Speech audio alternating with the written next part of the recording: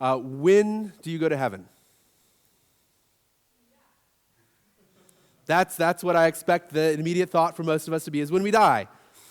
But I want to offer a different kind of challenge. How about heaven today? How about heaven today? You know, there's a lot of benefit of seeing heaven as something in the future, because it gives us patience with the current reality, that things aren't as they ought to be. It gives us a hope for something better. And the reality is that heaven is, when we die and go to that heaven is so much better than anything we can experience on this earth. But there's also a way in which having that heaven as a future thing is not a good thing, because it allows us to procrastinate and say, oh, I'll get there eventually. Or it allows us a kind of frustration with the present reality. Like, this is just not heaven, it's a terrible situation, I'm not going to deal with it, or whatever. It allows us to disengage with present reality in some way, shape, or form, because heaven is something in the future, and we'll wait till we get there. It also puts off our responsibility for our choices. I'll be happy when I get to heaven, and right now, it's okay if I'm miserable, sort of attitude. So there's some problems with thinking of heaven as a future reality. And there are some truth to that. I don't want to get rid of that, because there's real benefits in it. But how about heaven today? And that's what I want to challenge you on. Today I want to offer, how about heaven today? How about heaven today? So in order to look at that, we're going to look at how the Lord makes that challenge and what he says about what makes for heaven. Then we're going to look at the barriers that keep us from getting to heaven. And then the end, we're going to look at the surprising reality of what the Lord's offering us in terms of heaven today. There's a little bit of not what we would expect about it. So what does the Lord challenges us with in terms of heaven as a reality today? I'm going to read to you from the Gospel of Matthew. And Jesus spoke a parable and said, the kingdom of heaven is like a certain king. So this is what kingdom of heaven is like this. A king who arranged a marriage for his son and sent out his servants to call those who were invited to the wedding, and they did not come. So the kingdom of heaven is like a king who offers an invitation, and people turn it down. Again, he sent out other servants. So he offers another invitation, saying, tell those who are invited, see, I have prepared my dinner. My oxen and fatted cattle are killed, and all things are ready. Come to the wedding. So the king sends out another invitation. Come on, come to the party. But they made light of it. And they went their way, one to his farm and another to his business. But I'm too busy. I got other things to do. I'd rather be at home. I'd rather be where it's comfortable. And the rest seized his servants, treated them spitefully, and killed him. Some people reject it outright and make fun of it and destroy the offer the king is trying to make. But when the king heard about it, he was furious, and he sent out his armies and destroyed the murderers and burned up the cities. Then he said to his servants, the wedding is ready, but those who were invited were not worthy. They're not worthy. Are you worthy for heaven? What was the criteria for being worthy for heaven? Let's read on. Therefore, go into the highway, and as many as you find, invite to the wedding. So the servants went out into the highways and gathered together all who they found, both bad and good, and the wedding hall was filled with guests. The worthiness wasn't in were they good enough or were they high enough ranked. It was, did they respond to his invitation? Did they say, yes, I want to be there? The Lord's inviting us to heaven, to a party, and there's a very consistent analogy with a wedding party as what makes for heaven. He's trying to invite us to something great and wonderful. Come to the party. Do we choose to come to the party? Because if the Lord keeps offering us heaven and we keep turning him down, there's a point at which we don't go. And so the Lord's offering you heaven. Are you going to accept the invitation? You know, this isn't a forever offer. We don't get to choose again in the next life. If we keep making choices that say, no, I don't want to go to heaven now, when we get offered it again in the future, when we go to the next world, we're still going to make the same choices we've been making. Choose heaven now. Choose heaven now. So what does it take to get to heaven? What is heaven? Well, there's a story where the Pharisees come to Jesus and say, when is the heaven coming? When is that going to happen? How do we get to heaven? He says, don't look there, don't look here. The kingdom of heaven is within you. Heaven isn't in external circumstances. It's not like when we die and go to the next life and in our spirit that's heaven. Heaven is within us. It's in our spirits now, or it's not. Either it's in us now or it's not. That's what makes for heaven, is the internal reality. And what does that look like? I'm going to read to you a teaching for the new church which describes how heaven could come to earth. And it's sort of an internal choice, just like the gospel teaches.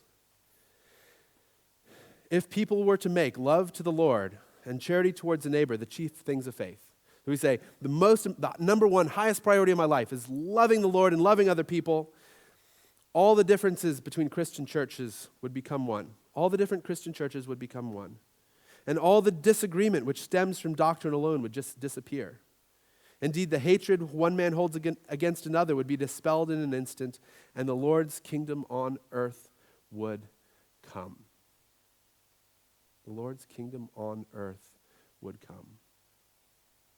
Who wants that reality? I do. I want that reality. I want heaven on earth. I want it to be here. It's the first thing in the Lord's Prayer that we say is, Our Father who art in the heaven, hallowed be thy name. Thy kingdom come.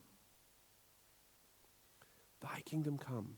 Lord, I want your heavenly reality here now. And if it's an internal reality, what makes for that reality is love. Do we love God? Do we love people? Do we accept his love that he's trying to flow into us with? Do we open ourselves up to that reality and invite it in? And love him for that gift and love other people? Because that's heaven. There's a book out that I haven't read, but I got the title, I got the concept, and I'm going to use it. It's called 40 Seasons, that we have 40 seasons to make a difference in our professional lives. Now, it's only 40 seasons. Just like a farmer, you plant, you harvest, that's your one season. If you're working from 25 to 65, which is most professionals' life in this day and age, that's 40 seasons. You've got 40 seasons of planting and harvesting to make a difference in this world. I have 33 left. To figure out how many you have left, take 65 and subtract your age. That's how many seasons you have left in a normal, productive life. What are you doing with those seasons? Are you accepting the Lord in any of those seasons? Are you turning outward and bringing his love to the world around you? We do have a limited time in this world to make a difference, to make that kingdom come for us, for other people. Time is short. Use it. His kingdom can come if we accept his love, his reality, and work towards bringing it to this world. So come to the wedding party. Choose heaven. So now that we've talked a little bit about what makes for heaven and what realities we have to deal with, let's talk about the barriers to getting there. I think just like if heaven is an internal thing and it's love and all about love, the barriers are internal too. And the first barrier I'm going to talk about is merit. We think we need to deserve heaven. It's like a job. You have to do so much work to earn your money. And there's some truth to that. But the reality is we can never be good enough to earn the happiness the Lord wants to give us. How many people earned going to that wedding party? None of them. None of them. None of them were worthy on that account. They were worthy on the account of saying, yes, I want to be a part of that. And so I've heard a lot of people who are getting on in years saying, I'm not sure I'm good enough to get into heaven. Yes, you're not good enough. And that doesn't matter because it's a gift. The Lord wants you to be happy. He wants you to come to the party. It doesn't matter how good you are. You'll never be good enough. And if we think we have to earn it, we think we have to, suffer and struggle and be miserable now so that we get to heaven. It doesn't work like that. There's a description in heaven and hell of people who thought that to get to heaven, they had to earn it. And so they were miserable. They made themselves suffer. They went out and been hermits, and they punished their bodies. And when they got to the next life, they were miserable. They were miserable in heaven. They hated it, and they made everybody else uncomfortable. If misery is what you think you have to do to get to heaven, you're wrong. You don't earn heaven. You accept the invitation. You can't earn it. Just impossible. The joy is so far beyond anything we could ever deserve. And that's okay. So don't try to earn it. Choose to accept it. Open yourself up to the love the Lord wants to bring into your heart and the delight and the joy that he wants to offer you. Another barrier we have is the fear. The fear that this present reality isn't enough. That if I say this is heaven, then it stinks. You know, you got the fussy kids, you got the grumpy person, the unhelpful person, the person who's trying to cheat you, the person who's lying to you. Those are external circumstances. The kingdom of heaven is within. It doesn't depend on having the perfect kid or the perfect job or climbing the ladder.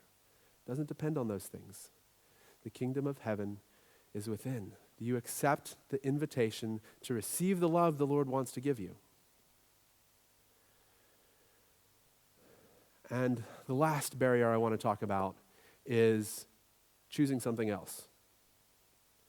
We can choose other priorities than love. Choose making money. We could choose climbing the ladder. We could choose going out and partying. We could choose sleeping around. We could choose lying and stealing and cheating and making our way in this world through any means necessary over the reality of what makes for heaven. Heaven is when people are kind to each other, when they have barriers and boundaries around their own personal behavior so that they don't hurt other people. Because that's love. I'm not going to hurt you. And if we choose a life because it seems fun, because it seems great, because it seems wonderful in the moment, that's hurting other people, that's not heaven. Heaven is loving other people, treating them with respect and compassion, following the 10 Commandments because those are the good boundaries of behavior. It's love. And so we can choose other priorities than heaven. And I think any of those are choosing other priorities. Merit, I have to earn it. I have to be good enough to get there. Fear, comfort, staying at home. Don't want to go to the farm. Choosing business over it. Antagonism to what the Lord's offering us because I would rather be partying. I would rather be living a life that seems fun in the moment than the heaven that the Lord wants to invite us to. And to get rid of those barriers, we have to turn to the Lord. I'm going to read to you a teachings from the New Church. Nobody can be admitted into the Lord's kingdom, that is, into heaven, unless the good of love and charity exists in him. Unless you have that internal reality, you can't get to heaven. And we can't have that love that cannot exist with anyone unless he acknowledges the Lord's divinity and preceding holiness. We can't have real love from the Lord unless we turn to him to receive it. We acknowledge that Jesus Christ has all authority on heaven and earth, that love comes from him first and foremost, and turn to him to receive it. Because it is from him alone that good flows in, and indeed into good itself, of which he is the source. So all the goodness, all the kingdom of heaven that we could have is from him, and we can't have it unless we turn to him. The divine cannot flow in except into that which is the divine. So the things that we know, the reality, the things we've accepted from him can receive more of him. Nor can it be communicated to man except through the Lord's divine humanity and his holiness deriving from this. The only way we get to heaven really is by turning to the Lord. The Lord Jesus Christ is the source of that heaven that can come. It is his kingdom, it's his love, it's his delight, it's his happiness. And we have to turn to him and him alone to really be a part of that kingdom. And then we have to get rid of the barriers. Start by turning to him, and then let's get rid of the barriers. We have to acknowledge the problem. Yes, I have a merit issue. Yes, I have a fear issue. Yes, I have an issue with wanting something other than what you're trying to offer me. And then we need to turn to him in prayer. Lord, please help me deal with this issue. Please help me let go of what I'm carrying and holding on to instead of heaven. Because as I hold on to these barriers, I stop the love from coming into me that you want to give me. Help me to let go of them. Give me the strength and power to turn to you and receive the life, the love, the heavenly kingdom you want me to receive. And then choose life. Choose a new life. Choose heaven. And that process is we have to go through some kind of lack of heaven. We start from a lack of heaven to choose heaven.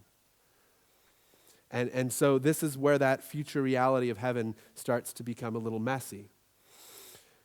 And there's a difference between putting it off and going through the mess that we have to get through to let go of the stuff we need to let go of to choose heaven.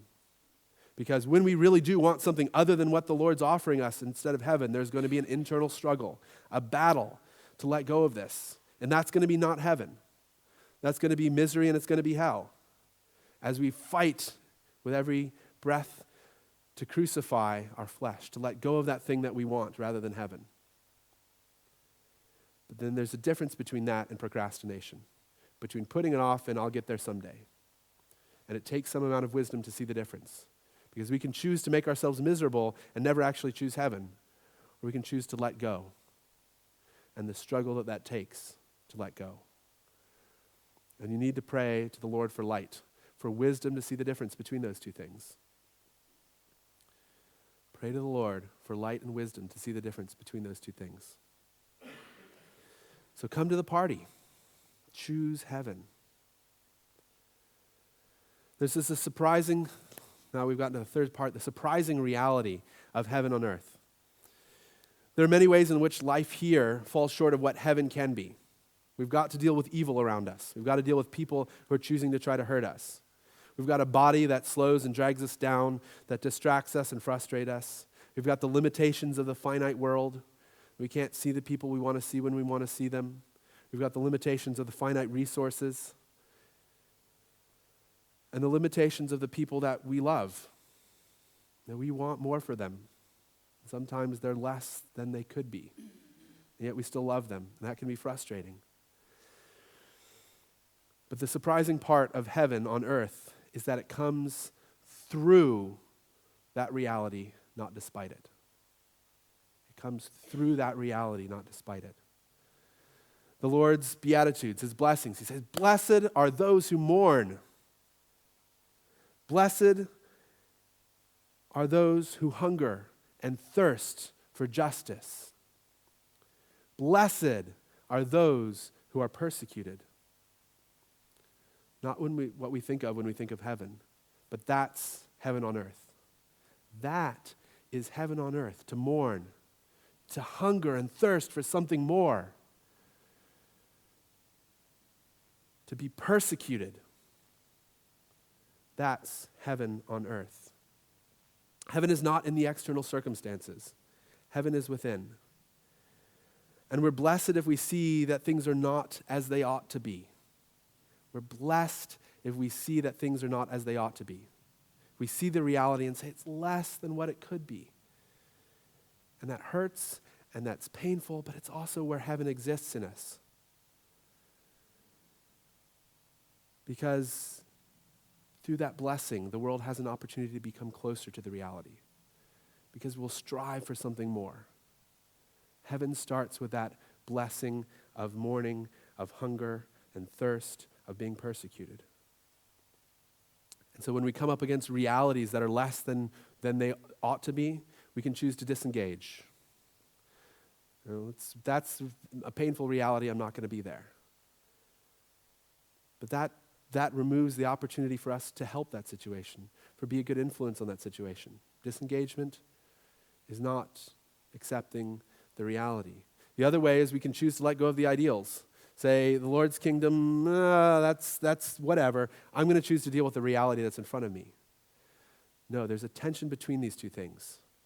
We need to hold on to the ideals the Lord gives us, and we need to not disengage, but face the realities of the things that are in front of us and be a presence in that place. Choose to feel the blessing of wanting something more than there is, because that's from the Lord. That's from the Lord. There's heaven in that.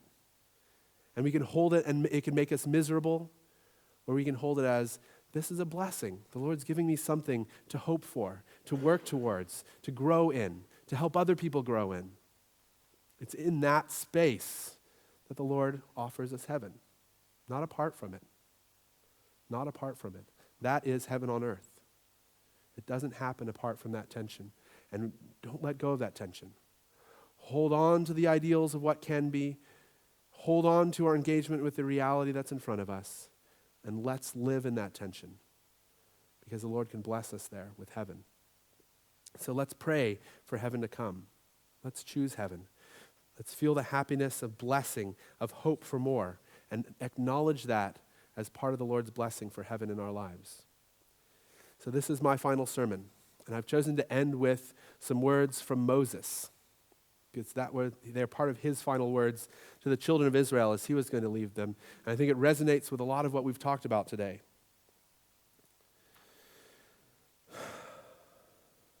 The Lord your God will make you abound in all the work of your hand, if you obey the voice of the Lord your God to keep his commandments and his statutes, which are written in the book of the law. If you turn to the Lord your God with all your heart and with all your soul. For this commandment which I command you today is not mysterious for you. It's not too far off. It is not in heaven that you should say, who will ascend to heaven for us and bring it to us, that we may hear it and do it. Nor is it beyond the sea that you should say, who will go over the sea for us and bring it to us, that we may hear it and do it. But the word is very near to you, in your mouth and in your heart, that you may do it. See, I have set before you today life and good, death and evil. And that I command you today to love the Lord your God, to walk in his ways, to keep his commandments, his statutes, his judgments, that you may live and multiply. And the Lord your God will bless you in the land which you go in to possess. But if your heart turns away, so that you do not hear and are drawn away, and worship other gods and serve them, I announce to you today that you shall surely perish. You shall not prolong your days, the land which to cross over in the Jordan to go in and possess. I call heaven and earth as witness against you today, that I have set before you life and death, blessing and cursing. Therefore choose life, that both you and your descendants may live, that you may love the Lord your God, and that you may obey his voice, and that you may cling to him.